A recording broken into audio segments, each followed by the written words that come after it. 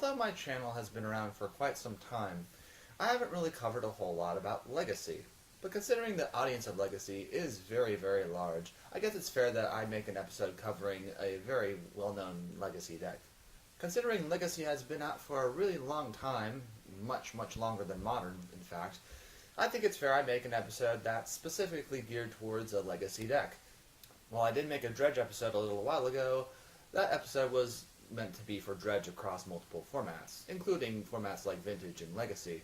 Today we'll be talking about one of the biggest decks, or at least one of the most well-known decks, that has been in Legacy for, well, quite a while now, and that deck is the Miracles deck.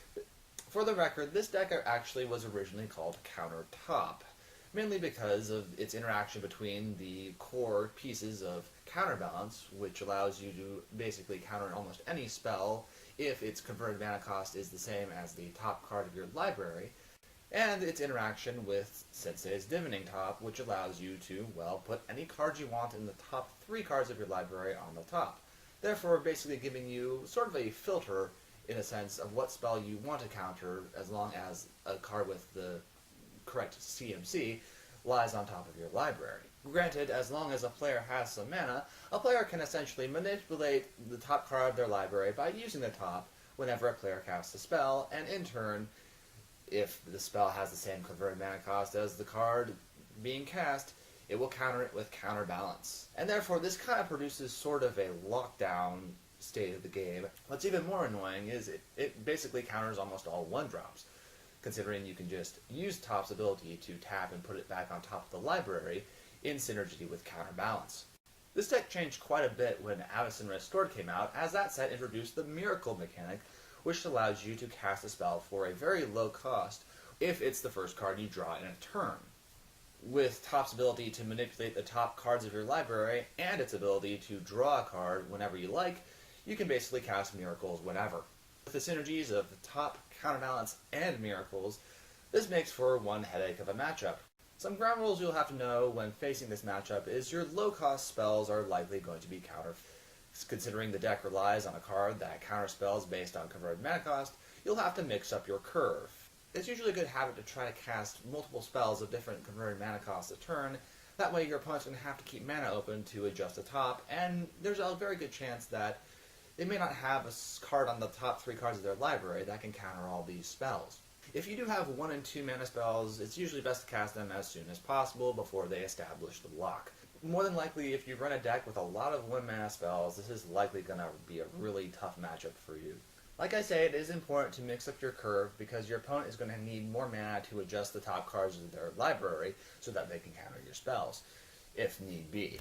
However, if they whiff on the first try, this is usually a signal that shows that they have nothing that can counter the spell, and therefore you can try your hand and try to cast another spell of the same mana cost. From my experience, it's usually best to play spells between converted mana costs 3 and 4, simply because the deck itself does not run that many cards that cost 3 and 4 mana, and therefore will be more likely to resolve if they have established the Counterbalance lock. The deck also does run Force of Will, but in some cases baiting out a Force of Will is not the worst thing, especially if they don't have the lock. Another rule you really gotta learn about facing this matchup is you do have to play things. And the reason this is just because without playing things, you're basically giving the deck a lot more time to either establish a lock or get more cards. In terms of cards to play against this matchup, probably one of the best would be Abrupt Decay, considering you can easily destroy a Counterbalance without having to worry about counterspells or the enchantment's ability to counter Abrupt Decay itself. However, the issue with Abrupt Decay is not everyone plays its colors, and therefore we have to delve a little bit deeper into other alternatives to deal with this matchup.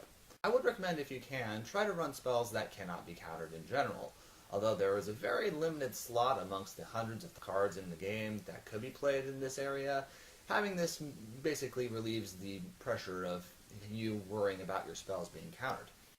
If you play a tribal deck, you can run Cavern of Souls. That's definitely a very solid card. However, you do have to keep in mind it will only work on one type, which is why I recommend it for tribal, so it may not be the best thing if you run a deck with multiple creature types. For decks like that, however, you can always use Aether Vial. This plays around Counterbalance is that it doesn't really cast your creatures, but more cheats them into play. Plus, your opponent won't really know what creature they're going to expect until Aether Vial's ability resolves. So, at the same time, you're guaranteeing your creature is going to avoid counter magic, while at the same time giving your opponent a bit of a surprise. Going back to the subject of spells that can't be countered, the split-second cards from the Time Spiral block are absolutely wonderful in this matchup. Corrosive Grip is absolutely excellent because you can use it on top without having to worry about the top activating. The bad news is that Counterbalance can actually still counter it if the top card of their library has a converted mana cost of 3, but that doesn't always happen. To get rid of the creatures, you can use Sudden Death. This card usually will kill just about any creature that the deck runs, including the 4/4 Angels that are made by Entreat the Angels. If you don't have access to a card like Cavern of Souls that can protect your creatures from being countered, probably the second best thing would be either a creature with hexproof or protection from white. This is because if you do slip it past their counter magic, the only spot removal they truly will have will be Swords to Plowshares or some other white spell.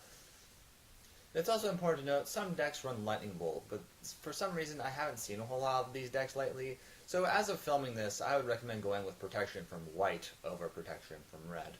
In short, somehow this is the perfect candidate for winning in this matchup, but in a format like Legacy, you're going to have a really, really hard time getting something like this out.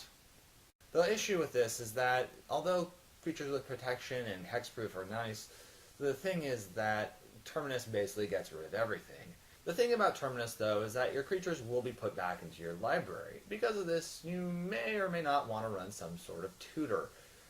Tutors I know in Legacy I know are usually quite a bit slow, so it may not always be the best idea. It's just a shame that cards like, what was that called, the Survival of the Fittest, are no longer illegal in Legacy. If you do run black, Hand Attack is always great. Just about anything works in this matchup. Depending on what kind of deck you play, the card you pick usually varies, and it will also vary based on what the cards you're playing in your deck. Unless you have a way to get rid of the counterbalance, it's usually best to take either the top or the counterbalance itself. However, if you know you have that in check, it's usually best to take either the board wipe or a creature that could potentially be the great game-winning threat once they have you locked out.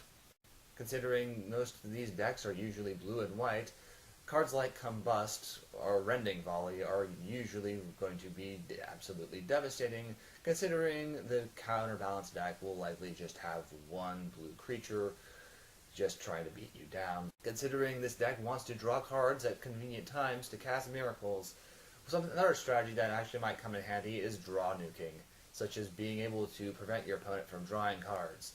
Cards like Spirit of the Labyrinth are pretty awesome in this matchup, considering Brainstorm and Jace the Mind Sculptor are in the deck. Notion Thieves also do this quite well. I mean, think about flashing in when your opponent uses top to draw a card. You draw a card, and your opponent's top goes back to their library. So now that you know what to do, and you know that you do play against miracles in your Legacy events, feel free to follow these strategies, and if you play your cards right, you will slay this beast. I hope this video has been of some help to you.